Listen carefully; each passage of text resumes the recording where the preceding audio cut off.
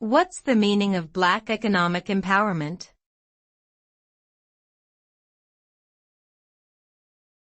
Black economic empowerment.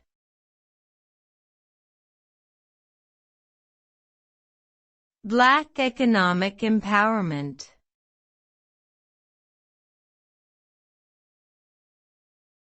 Black economic empowerment.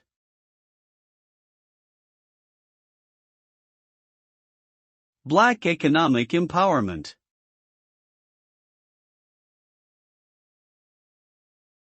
Black economic empowerment, B, is a program designed to redress the economic inequalities that were created by apartheid in South Africa.